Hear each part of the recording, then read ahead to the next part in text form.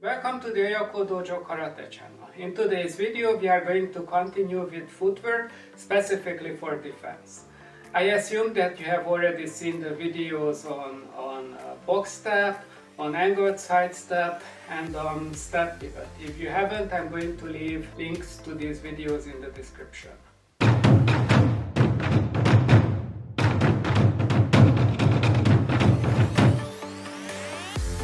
Let's start by reviewing some basic elements of movement.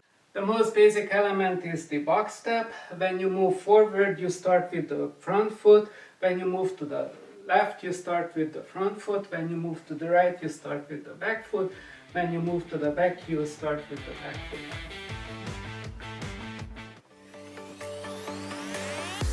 We're going to look at the side shuffle stuff. The basic box step is good for moving around, taking small steps, many small steps, but you don't have a lot of speed to move.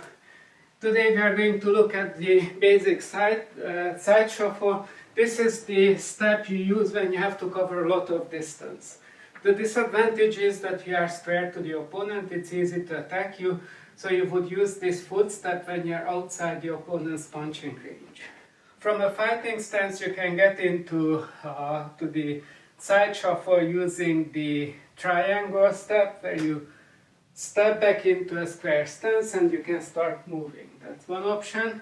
If you are moving to the right, a faster option is the L step, where you pull this foot back and step out with the other foot.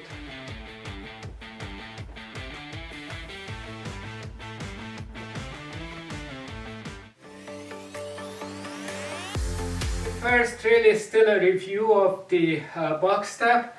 I'm going to stand slightly outside my punching range to George. I'm going to move around in box step and George has to follow me. Ready?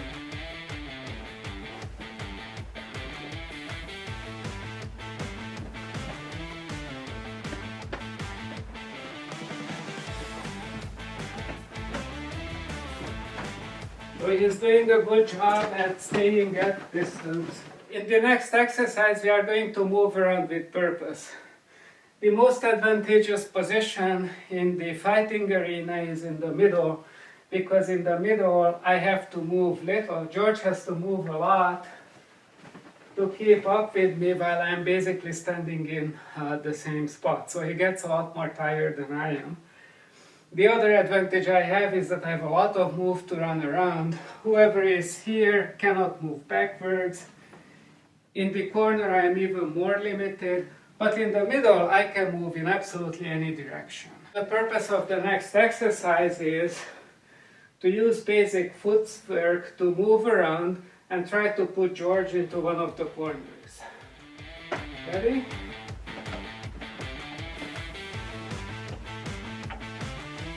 Okay, now you can shuffle out. Chin down, hands up.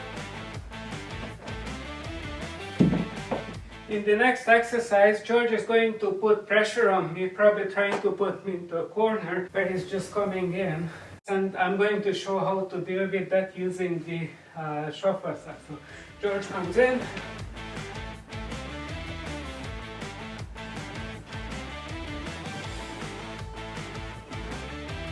The important point is that I'm covering his fist so that he can't punch me. I'm fully extended, so I'm out of range for his other hand. I'm going to do an L step and shuffle out. When I'm moving out in the right, even when I cover his right fist, I'm in range for the left. So I have to be very careful and really keep this hand up and move quickly to the side. I continue to use shuffle step. So I square up with a triangle step and move this way. In this exercise I am pushed up against the wall. George is trying to put me into the corner and my job is to use the shuffle step to prevent him from putting me into the corner. So from here he's still outside of punching range, so I can square up. And when I'm squared up I can move in any direction very quickly. He's going to try to push me in the corner, so he'll probably move that way to pressure me into the corner. And when he does that, I'm trying to shuffle out. Okay, next we continue with the side shuffle. So George is trying to shuffle to the center from here. This is my punching distance.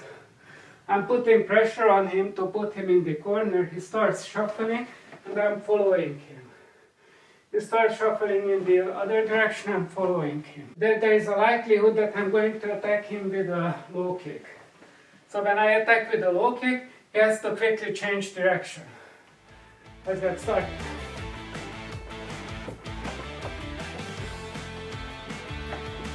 But don't come closer.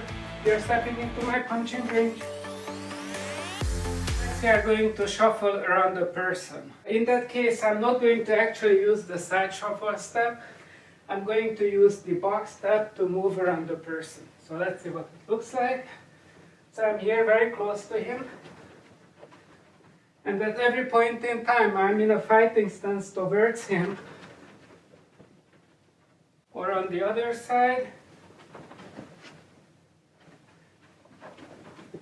So George is going to do the shuffling around me, and he's going to attack me with hooks. Okay, other direction. This is a safe position. George can't really hit me with his right hand, he can't really hit me with his left hand, because I'm blocking that one too, or showing it in the other side. This is what it looks like. He can't really hit me. And the only punch he can do is he can turn and hit me with a hook. So from here he's trying to hit me with a hook, then I go under it, and now I'm in on the other side. He's trying to hit me with a hook, I go under it, and now I'm in the other side. Hook. You come into the side, you try to hit me.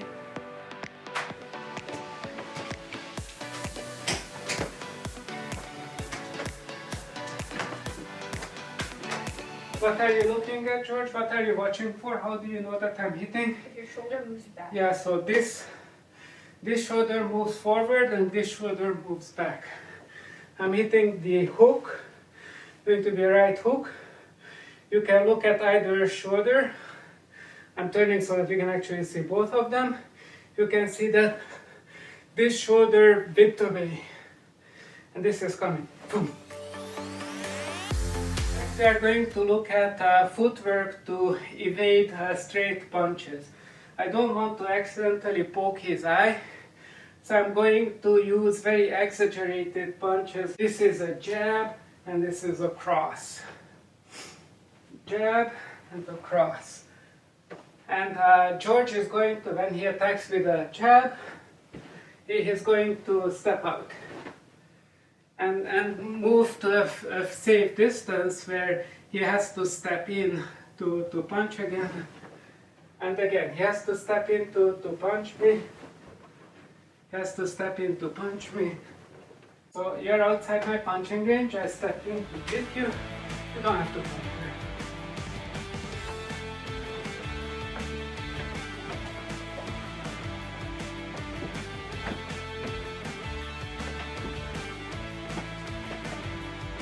George comes in with it. I'm stepping to the side, taking an angle, and then step out. Or he's hitting me with a cross. Alright, your turn.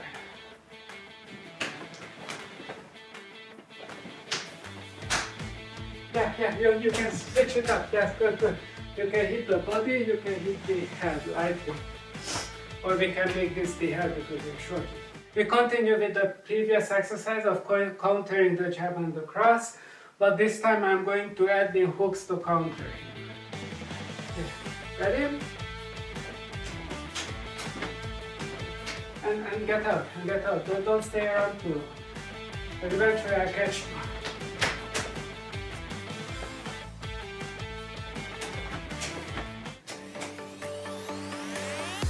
We're going to continue with the front kick. So I took the angle, and now I can start punching, and he's going to continue turning with me. The other foot. Good. Too far. That was good.